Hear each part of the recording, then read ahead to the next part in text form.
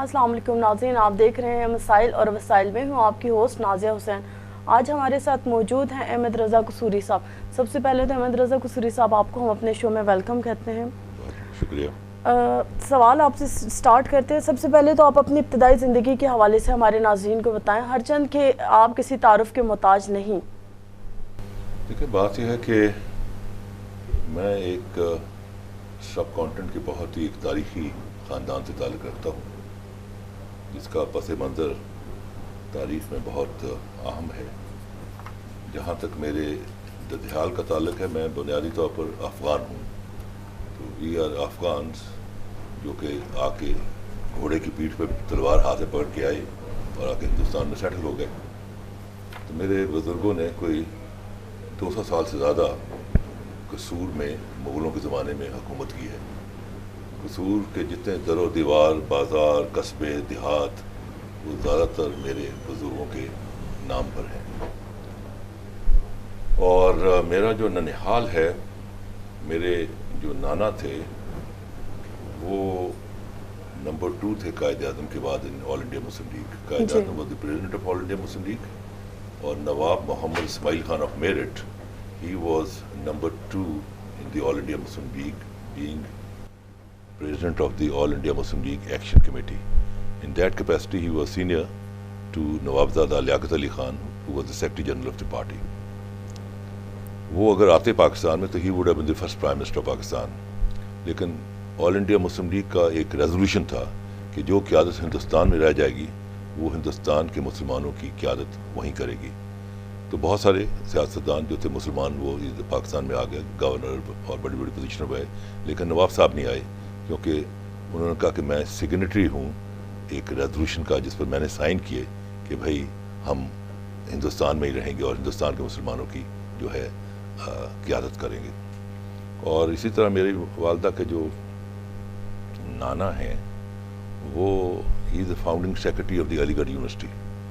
یہ علی گڑھ یونیورسٹی وہ ہے کہ اگر آپ علی گڑھ کی تحریک کو نہ جانتے ہوں تو پھر آپ کو پاکستان موومنٹ بھی سمجھ نہیں آتی۔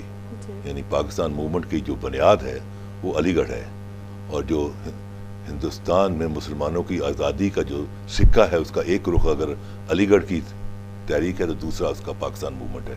تو میرے نانا جو تھے ہی واز دی فرسٹ، میری والدہ کے نانا جو تھے he was the first vice chancellor and founding secretary of Aligarh university. اور علی گڑھ میں 2 ہی ہال ہیں، ایک میری والدہ کے نانا نواب اسحاق خان کے نام پر اور ایک سر سید احمد خان کے نام پر۔ اور میری والدہ کے جو پڑنانا ہیں وہ ہے نواب مصطفیٰ خان شیفتہ، جن کے بارے میں غالب نے کہا کہ میں نے پبلکلی شعر نہیں پڑھا جب تک استاد شیفتہ سے میں نے اصلاح نکال لی۔ تو میرا ایک بڑا جو خاندانی پس منظر بڑا انٹلیکچوئل بھی ہے اور تاریخ کے ساتھ بھی تعلق ہے، ہندوستان کی آزادی ہندوستان کے ساتھ بھی تعلق ہے۔ تو یہ میرا خاندانی پس منظر۔ جہاں تک میرا تعلق ہے، میری پیدائش قصور میں ہوئی اور پھر میں نے لاہور میں آ کے سینٹ ماڈل اسکول سے میں نے میٹرک کیا، اور گورنمنٹ کالج لاہور سے میں نے بی اے آنرس کیا، پھر میں نے لاء کی ڈگری لی، اور اب کالج میں I was one of the finest debaters in English. میں نے گورنمنٹ کالج کی ڈبیٹنگ ٹیم کو ریپرزینٹ کرتا تھا in all Pakistan English debates, اور میں نے 11 فرسٹ پرائزز جیتے representing my college in the all Pakistan English debates. I was a student leader from the day one. میں واحد آدمی ہوں جس نے کہ پہلی دفعہ ایوب خان کے زمانے میں جمہوریت کی آواز اٹھائی۔ یہ وہ زمانہ ہے جب بڑے بڑے لیڈر دولتانہ اور چٹھا اور نور الامین سب اپنے گھروں میں چھپے بیٹھے ہوئے ہیں اور دبیس پردوں کے پیچھے اپنے آپ کو چھپائے بیٹھے ہیں ایوب خان کے خوف سے۔ تو 1963 میں I led a very powerful student movement. ایک یونیورسٹی آرڈیننس بنایا گیا تھا جس کو بلیک لا کہا تھا، اٹ واز اے ڈریکولونین لا، اس کے خلاف میں نے موومنٹ چلائی، اور مجھے ایوب خان نے اپنے آرڈر سے 1963 میں جب میں لا میں فائنل میں تھا مجھے ایکسپیل کیا 2 سال کے لیے۔ پھر میں کچھ 6 ہفتے لاہور کے قلعے میں بند رہا، اور پھر میں جب باہر آیا تو پھر یونیورسٹی میں میلے لگ جاتے تھے مجھے دیکھ کر لوگوں کے اسٹوڈنٹس کے، تو پھر انہوں نے مجھے شہر بدر کر دیا 6 مہینے کے لیے۔ تو سب سے پہلی جو آواز ایوب خان کے زمانے میں ڈیموکریٹک وائس کسی نے ریز کی تو وہ آپ کا یہ فقیر ہے. جی سر یہ تو ہو گیا آپ کا سیاسی پس منظر. اب ہم ذرا آپ کی پیشہ ورانہ صلاحیتوں کی طرف آتے ہیں. ویسے تو آپ ایک وکیل کے حساب سے جانے جاتے ہیں, نام سے جانے جاتے ہیں, پیشے کے لحاظ سے تو آپ مجھے ذرا اپنے پیشے کے لحاظ سے بتائیں, آپ نے اپنا کیریئر کا آغاز کب کیا اور اس میں آپ کو کون کون سے نشیب و فراز کا اپنے کیریئر میں جو ہے تو سامنا کرنا پڑا؟ دیکھیں, میں نے جو میرے دو ہیں میری پرسنالٹی کے ایسپیکٹ. ایک تو میں سیاستدان ہوں. جی بالکل. پیپل پارٹی کی بنیاد جو ہے وہ میرے گھر میں رکھی گئی. جب بھٹو کے قریب آنے سے لوگ ڈرتے تھے, ایوب خان کا زمانہ تھا, تو سب سے پہلے جو بھٹو کو کسی نے پبلک پلیٹ فارم پرووائڈ کیا اور میں اس کو اپنے شہر قصور میں لے کے گیا, وہ میں لے کے گیا پارٹی سے کے بنانے سے بہت پہلے. اور پارٹی کا اعلان بھی کہ میں ایک پارٹی بناؤں گا جس کا نام پیپلز پارٹی ہے, وہ بھی میرے گھر سے ہی اس نے اعلان کیا. اور یہ جو روٹی کپڑے مکان کا نعرہ ہے یہ بھی قصور میں ڈیولپ ہوا. میں بھٹو کو لے گیا بابا بلے شاہ صاحب کے مزار پر, تو واپسی پر وہاں آ رہے تھے ایک جلوس کی شکل میں, تو میں نے کہا کہ یہ جو جن بزرگوں پہ کہ آپ فاتحہ پڑھنے گئے تھے, یہ جو ہیں پنجاب کی ایک بہت مشہور ہستی ہیں, یہ سمجھ لیں پنجاب کے شیکسپیئر ہیں پنجابی زبان کے. اور انہوں نے آج سے کچھ 300 سال پہلے ایک نعرہ دیا تھا کہ مانگو بندیا اللہ کولوں جلی گلی کلی.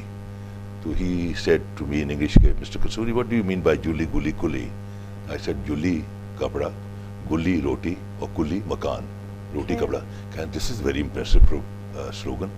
سو یہ جو سلوگن ہے یہ روٹی کپڑے مکان کا جو کہ پیپل پارٹی کی پہچان بنا, یہ قصور سے ڈیولپ ہوا بابا بلے شاہ صاحب کی کہ مانگو بندیا اللہ کولوں جلی گلی کلی. تو یہ وہاں سے ڈیولپ ہوا.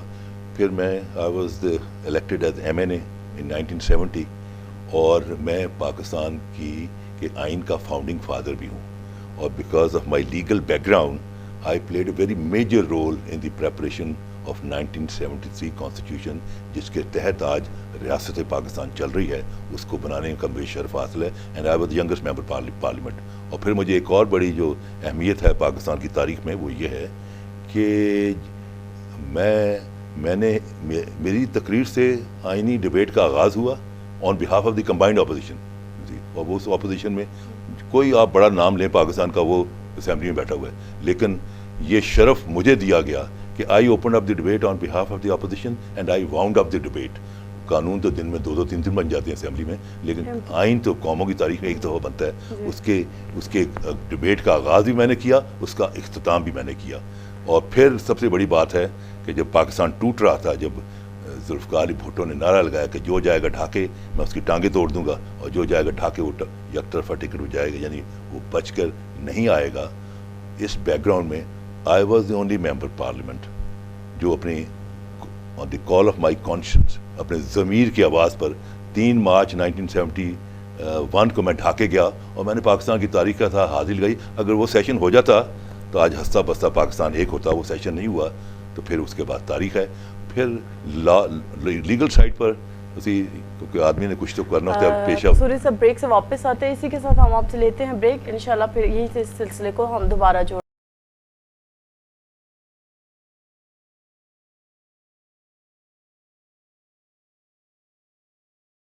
پارٹی ہوں, لہٰذا ادھر تم ادھر ہم.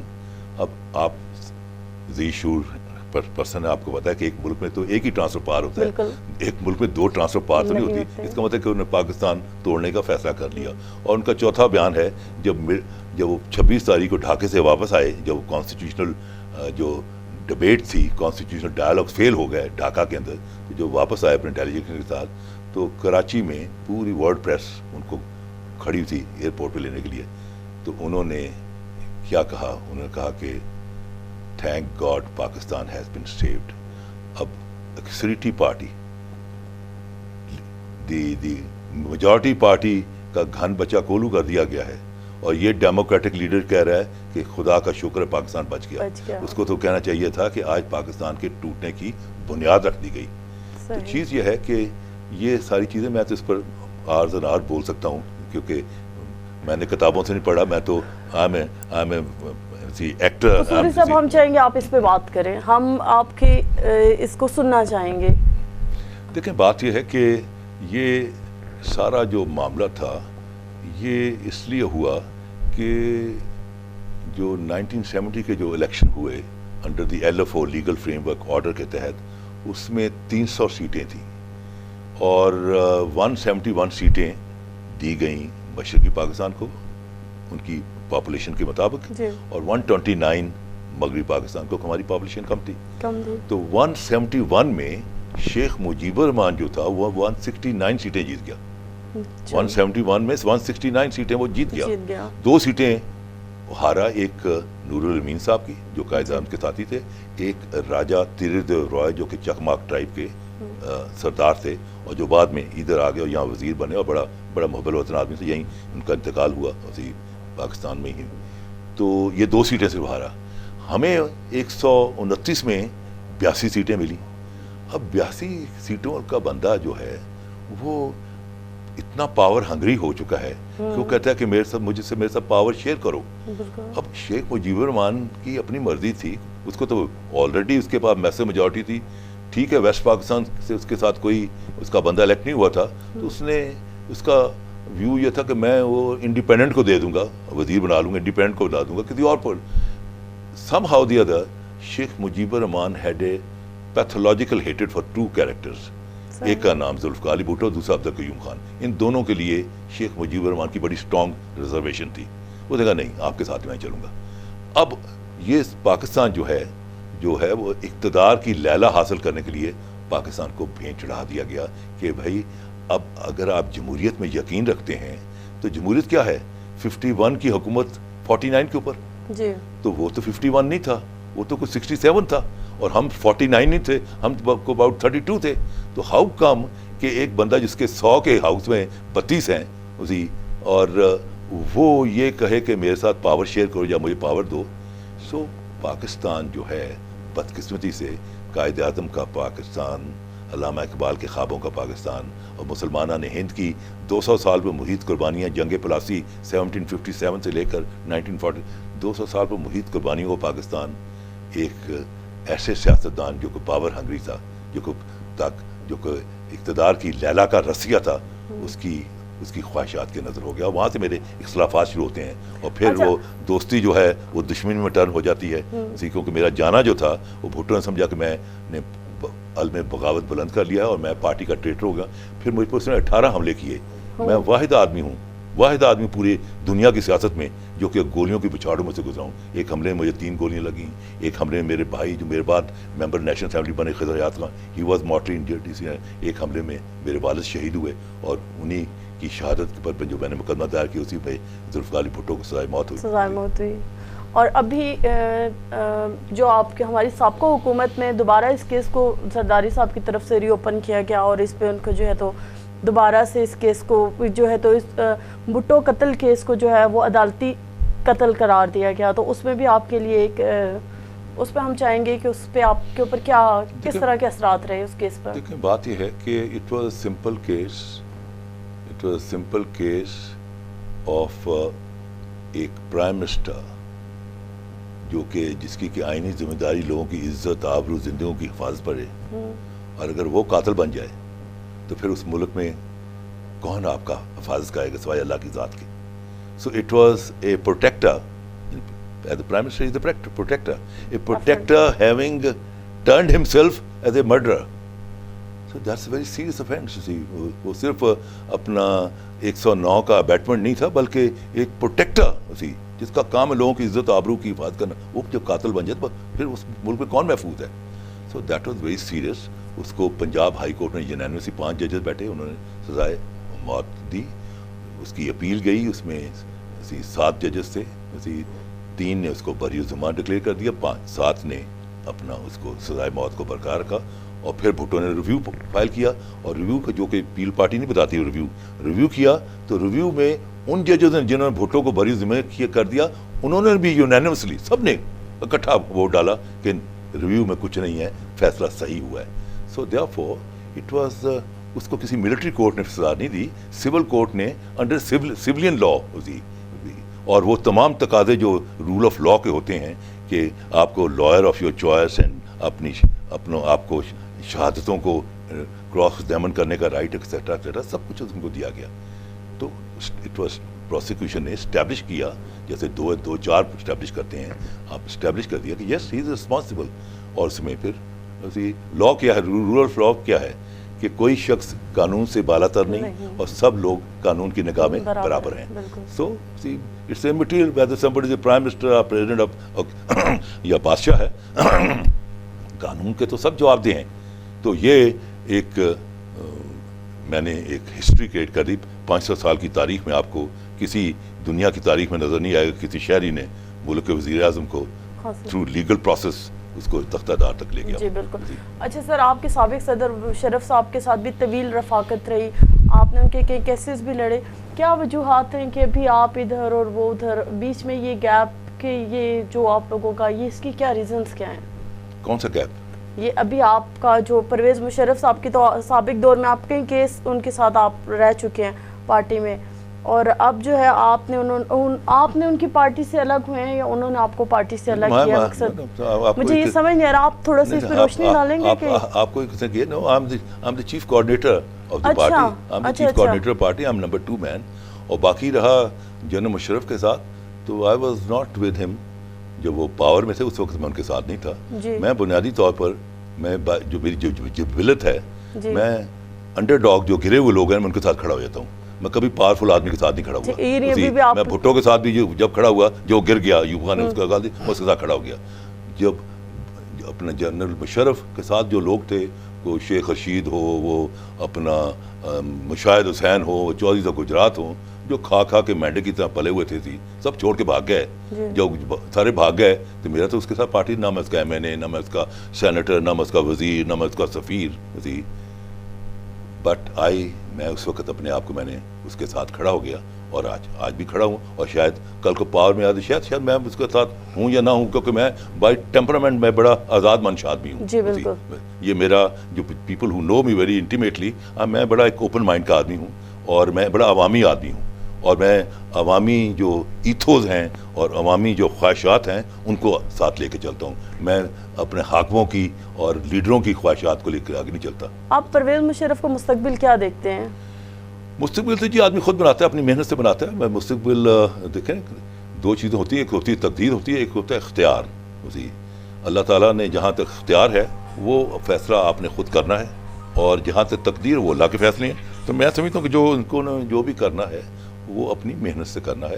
And he is working hard. इस पार्टी को इस्टेब्लिश किया है और पार्टी काम कर रही है, और फिर उन्होंने एज ए प्रेसिडेंट जो इस मुल्क को रन किया है, उसमें उनकी इकनॉमिक सलाहत, उनकी डेवलपमेंट, उनकी फॉरेन पॉलिसी, वो एक सब ऐसी चीज़ें हैं जो उनको एक एज देती हैं बाकी सियासतदानों के ऊपर, और इंटरनेशनली उनका बड़ा एक पहचान है, नाम है. तो मैं समझता हूँ उनका मुस्तकबिल खासा दरकिंदा है इस मुल्क में. इस सियासत के साथ हम आपसे लेते हैं ब्रेक, इंशाल्लाह फिर यही से इस सिलसिले को हम दोबारा जो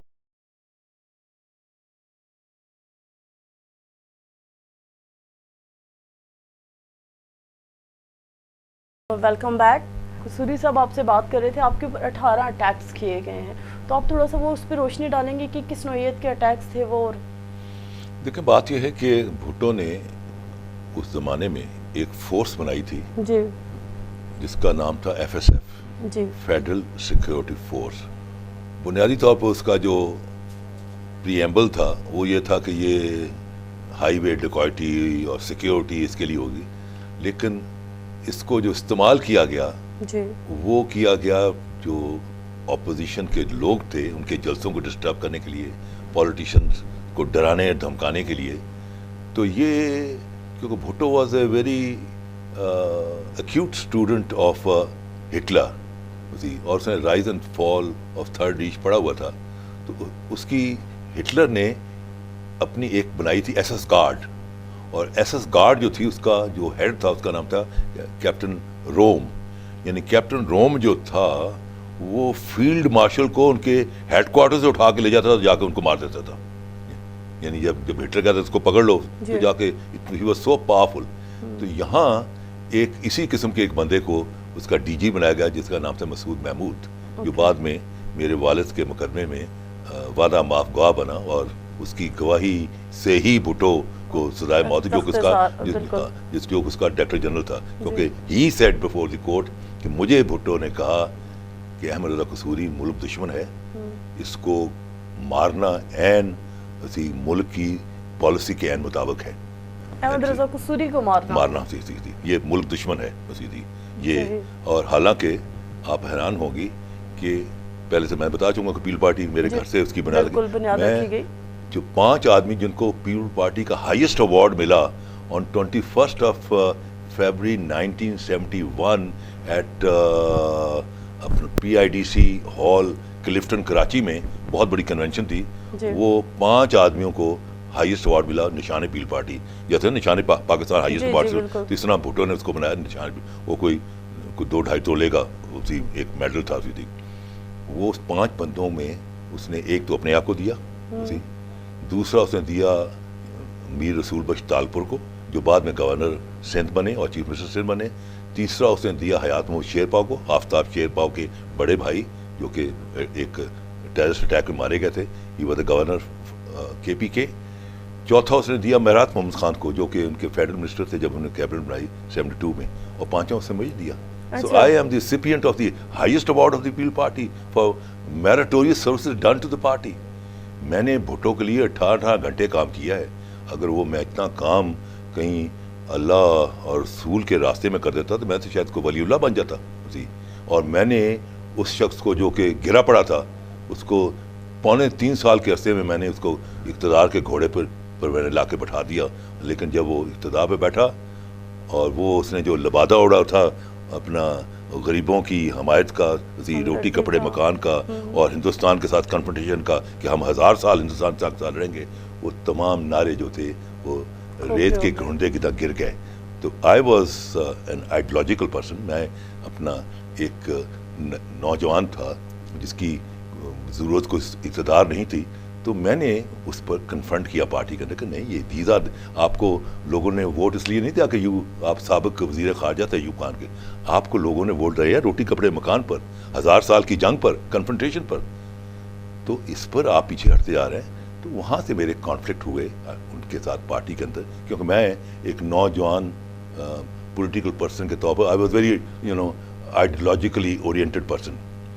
تو وہاں سے میرے اس کے ساتھ ڈفرینسز ہوئے. پھر وہ بڑھتے چلے گئے, اور جس کا میں نے ذکر کیا کہ پھر اس نے 18 حملے کرائے. مثلاً ایک حملہ جو مجھ پر ہوا بڑا انٹرسٹنگ ہے کہ انہوں نے GT روڈ کے اوپر بش لگایا ہوا تھا.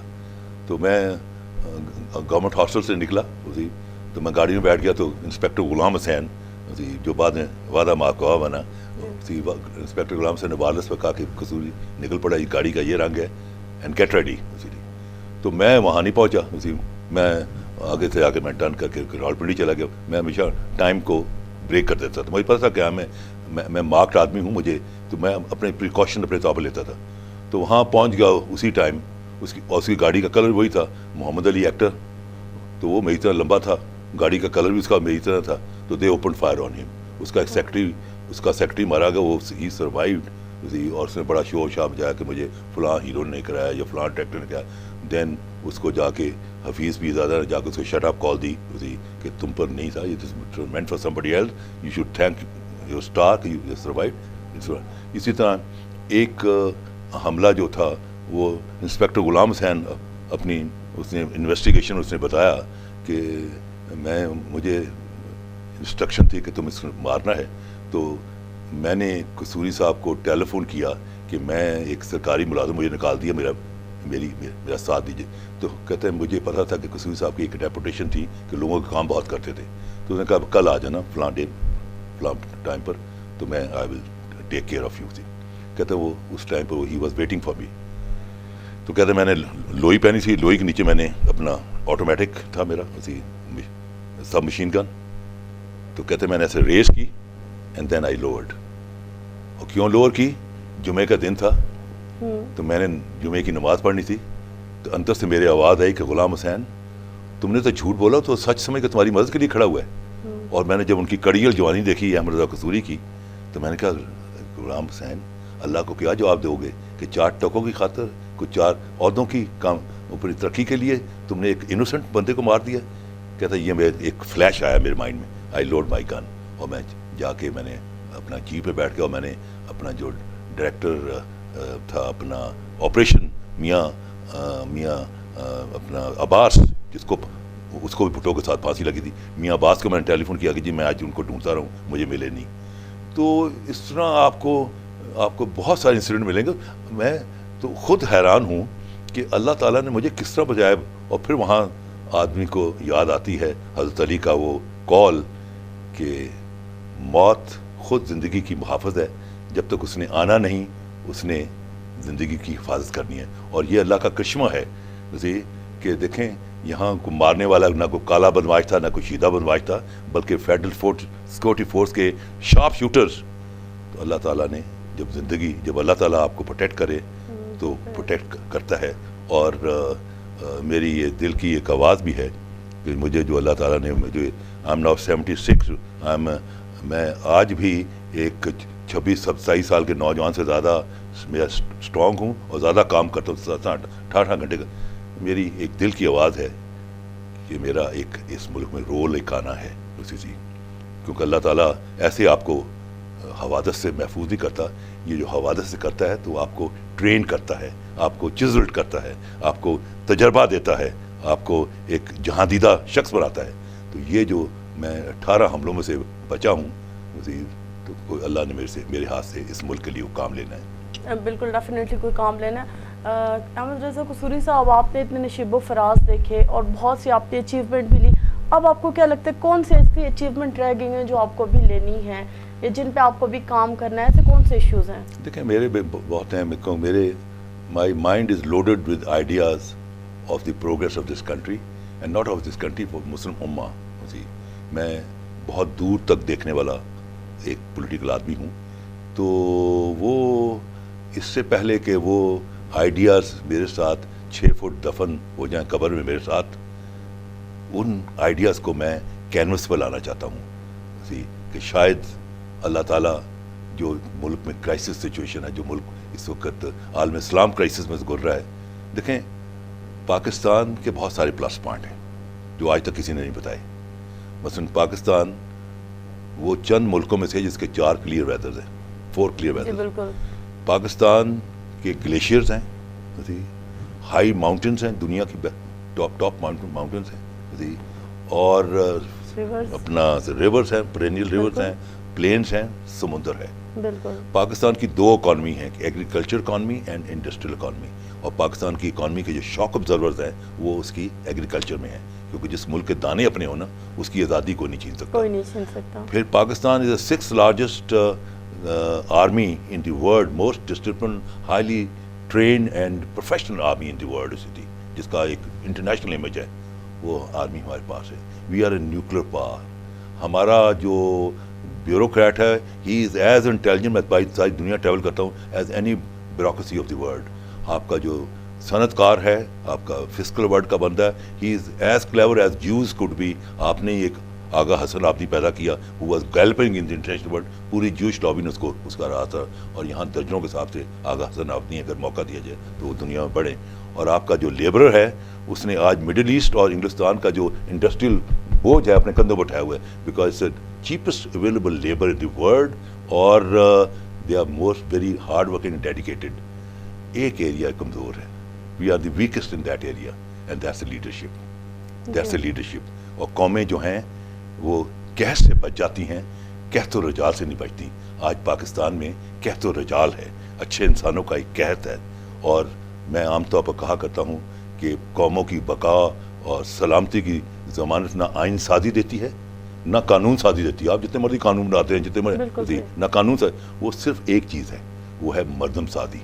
اور اللہ کے حبیب نے یہی کچھ کیا. یہ نہیں کہ غار حرا سے نکلے اور مکہ میں آ کے ریپبلک آف مکہ بنا دی، بلکہ 13 سال جو مکی پیریڈ ہے وہ مردم سازی کا پیریڈ ہے.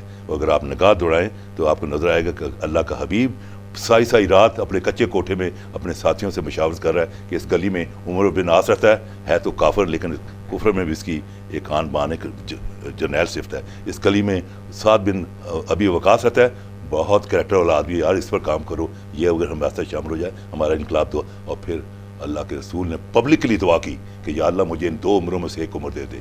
ابو جیل کا نام بھی عمر تھا، تو ایک عمر جب حلقہ بگوش اسلام ہوا تو پھر تاریخ آپ دیکھ سب بتاتی ہے کہ وہ عمر جس کی والدہ کہا کرتی تھی کہ میرا بیٹا زمانہ جہالت میں اس کو بکریاں چرانی نہیں آتی تھی، جب وہ رسول کے ٹیٹوریل گروپ سے پاس ہو گیا، جب وہ رسول کے مدرسے سے فارغ التحصیل ہو گیا، جب وہ رسول کے رنگ میں رنگا گیا، تو وہ شخص جس کو بکریاں چرانی نہیں آتی تھی اس نے کیسر و کسرا کو چرا کے رکھ دیا۔ تو جو تھیوری میں ڈیولپ کر رہا ہوں وہ یہ ہے کہ نظام بذات خود کوئی نہیں ہوتا، نہ نظام کی پہچان ہوتی ہے، نہ نظام کی آئیڈینٹیفیکیشن ہوتی ہے، نظام چلانے والے اس کی پہچان بنتے ہیں۔ اب نظام چلانے والے مضبوط ہیں، نظام مضبوط ہے، چلانے والے کمزور ہیں، نظام کمزور ہے، چلانے والے کرپٹ ہیں، نظام کرپٹ ہے، چلانے والے آنیسٹ ہیں، نظام آنیسٹ ہے۔ یہ اور جیسے کہ انگریزی میں کہتے ہیں it's not the gun which matter, it's the man behind the gun which matter. توپ کی اہمیت نہیں، توپچی کی اہمیت ہے۔ جب تک آپ اچھے ساتھی نہیں لائیں گے، اگر اللہ کا حبیب 13 سال انتظار کرتا ہے اور اپنے سسٹم کو انفرلی کھولتا نہیں ہے اور آ کے مدینہ میں آ کے کھولتا ہے جب وہ مردم سازی کر لیتا ہے، اگر اللہ کا حبیب the most powerful man of the universe وہ محرون منت ہے اچھے ساتھیوں کے کہ اپنے نظام کو کھولتا ہے آ کے مدینے میں آ کے، تو میرا اور آپ کا نظام بغیر اچھے ساتھیوں کو کیسے چلے گا؟ اگر آپ نے چور ڈاکوں اور بدماشوں سے چلنا ہے تو اس کو جمہوریت کہہ لیں، جو مرضی کہہ لیں، فیل فیل فیل۔ سر بات کی آپ نے کرپشن کی، ڈاکوؤں کی، چوروں کی، تو اسی پہ بات کرتی چلو ہم سے کہ آپ سمجھتے ہیں کہ کیا پاکستان کرپشن فری ہو سکتا ہے، اور 2018 کے انتخابات میں آپ کی پارٹی کا کیا رول رہے گا؟ دیکھیں بات یہ ہے کہ اقبال کہہ گیا کہ نگاہ مرد مومن سے بدل جاتی ہیں تقدیریں، جو ہو ذوق یقین پیدا تو کٹ جاتی ہیں زنجیریں۔ تو چیز یہ ہے کہ یہاں ایک کوئی عمر ثانی کی ضرورت ہے۔ حضرت عمر نے بھی اس دن ان کا ریٹ پوری تینوں براعظم میں قائم ہو گئی جس دن انہوں نے اپنے حد کا جو تھی سزا اپنے بیٹے پر ایگزیکیوٹ کر دی۔ انہوں نے کہا جو اپنے بیٹے کو نہیں چھوڑ رہا وہ ہمیں کہاں چھوڑے گا۔ آپ کو ایک عمر ثانی جیسا بندہ چاہیے جو کہ بالکل صاحب کردار ہو، صاحب علم ہو، صاحب تجسس ہو، صاحب دین ہو، صاحب ایمان ہو۔ آج آپ لے آئیں ملک میں there is nothing wrong with this country, it's absolutely a viable country۔ آج اس بندہ اٹھا کے لے آئیں، اس ملک کا جو مقام ہے اوج ثریا ہوگا۔ اور 2018 کے انتخابات ہم بالکل لڑیں گے جی۔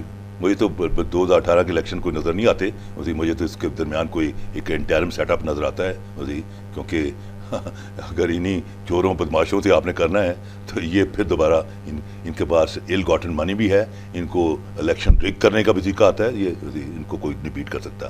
سو دیئرفور ایک انٹرم سیٹ اپ کی ضرورت ہے اگلے 3 سال، جو اس اوگن اسٹیبل کو، اس بدبودار نظام کو، اس دفن زدہ معاشرے کو کلیئر کر دے، اور کلیئر کرنے کے بعد پھر وہ کال دے کہ آؤ اپنے جمہوریت کو آئین کی ریل کے اوپر ڈالیں اور اپنے رواں دماں ہو کر ملک کو ایک مضبوط غیر مقروض ناقابل تسخیر پاکستان بنائیں، سیاسی طور پر مضبوط، معاشی طور پر غیر مقروض اور فوجی طور پر ناقابل تسخیر پاکستان، اور ایک ایسا پاکستان جو دنیا اسلام کے لیے تو قلعہ حصار بن جائے اور ہندوستان کے مسلمانوں کے لیے ڈھال بن جائے۔ یہ ہے پاکستان کا فلسفہ۔ تو 18 کے الیکشن تو بہت دور ہیں۔ قصوری صاحب آپ کا بہت بہت شکریہ۔ اس قوم کی حالت اس وقت تک نہیں بدلتی جب تک انہیں اپنی بدلنے کا خود خیال نہ ہو، اپنے اندر چینجنگز کا لانے کا خود احساس نہ ہو۔ اسی کے ساتھ ہم اپنے پروگرام کا اختتام کرتے ہیں۔ اللہ حافظ۔